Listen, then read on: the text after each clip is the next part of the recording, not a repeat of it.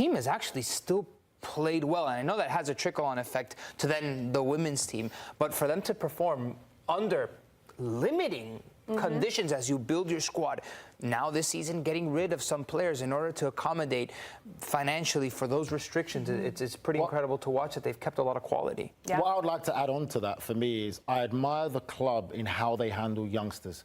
Because you hear so much stories now about other clubs when they have young players, how do you handle it? And, you've got to be careful, mindful, the press, the media.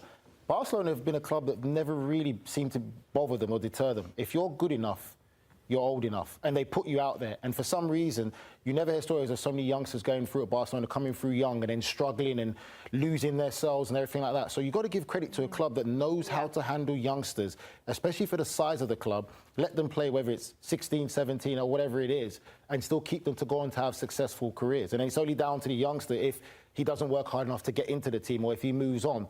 But it's never been an issue. But you hear so many other clubs worry about bringing a youngster through, oh, he's too old, he's not ready. But Barcelona never had that problem. They continue to produce year in, year out. Yeah, and it's like the limelight, right?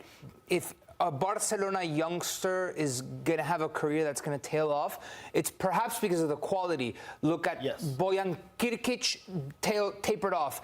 More recently, Ansu Fati tapered off, but because of the quality of his football. But they were unafraid to push them very young into the limelight. And it wasn't because of off-the-field stuff that their career ended up being derailed by, right? That's exactly what I wanted to say. Well said, mate. Cheers.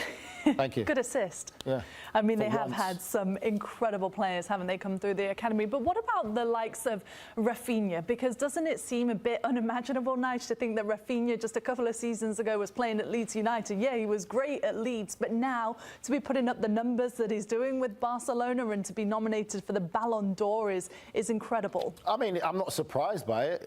Talent will always shine through, no matter what. You could fake it for a while and you eventually get called out. But when you have real talent, it will never go away. And even when he was at Leeds, he was already being courted by some of the top Premier League clubs. Who made him great at Leeds? Who made him great at Leeds? Bielsa. He played under Bielsa. I knew that's where you were going. Forget all that. But he was fantastic individual talent. All the other top Premier League clubs wanted to get him, and then obviously Barcelona, there was only going to be one winner. So he's gone on to succeed and done even better. He didn't have the best of starts. There was a bit of questions about him, but he came back stronger.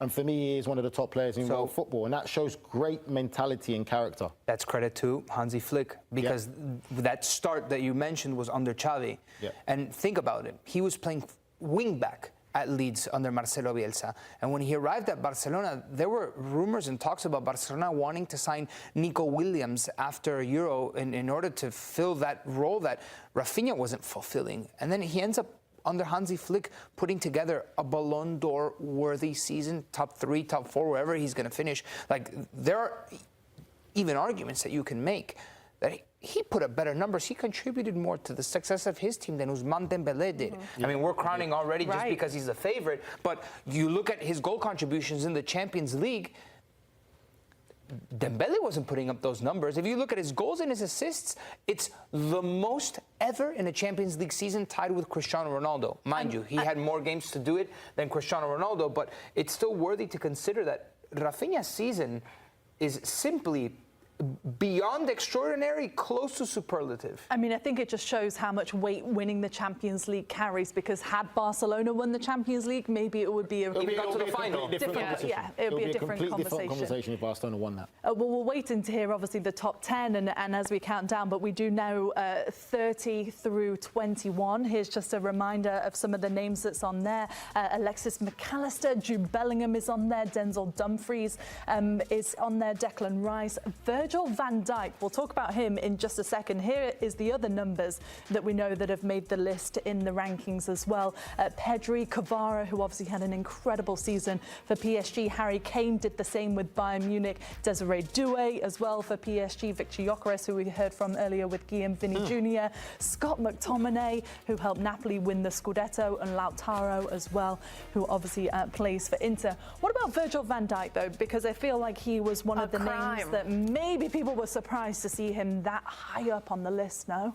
Yeah, to me, Virgil should be, what, 12 in that range? I think he should be much higher than he is. I mean, to the man that's one of the most consistent, the most consistent defender that we see in football. to be that high, it just goes to show, I think, the goals take over, the flashiness takes over. But this is one of those players that you just watch them in elegance in every form of how he builds out, how he defends, how he doesn't let anybody get past him. He's also an incredible leader for Liverpool.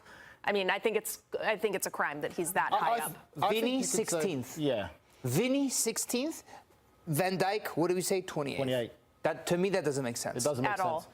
If we talk about Rodri when he won it, and obviously, like you said, Manchester City didn't win the Champions League that time, and people talk about the importance of Rodri, Van Dijk is in the same realm as the importance of how he presents himself for Liverpool. He is a leader, a captain, a fantastic defender, and when we talk about consistency, he's one of the players that, as a manager, you'd put his name first on the team sheet because you know you're going to get a 9 out of 10 performance or 10 out of 10 performance every single week. He's one of the best defenders in world football, and he should always be, for me, in the top 10, minimum, the top 10 of players in the world. They went on to win a Premier League title